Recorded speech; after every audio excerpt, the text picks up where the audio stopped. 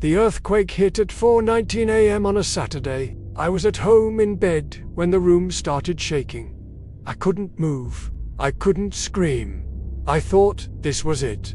This is how it ends. I tried to get out of bed, but the walls had collapsed, and I was buried under the rubble. It took me a few seconds to realize what had happened. The first thing I remember thinking was, I need to get out of here. I started kicking at the concrete, and I could feel my foot hit something hard.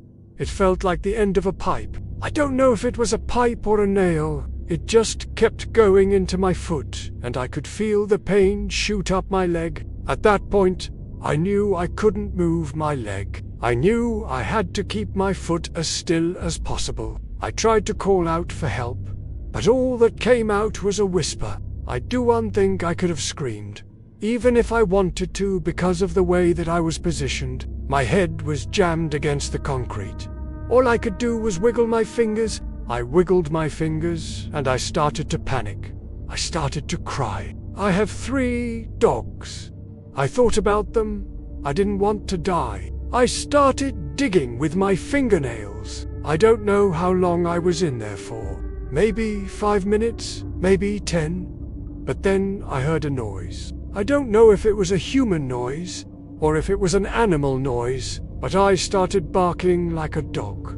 And that's when I heard a voice. It said, "Are you okay?"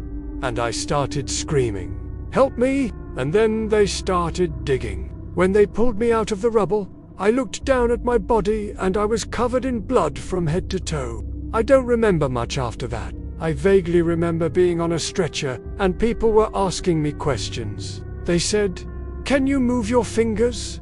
Can you move your toes?" I was in shock.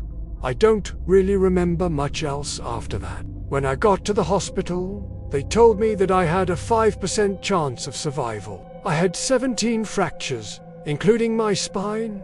I had a traumatic brain injury. I was in a coma for 2 weeks.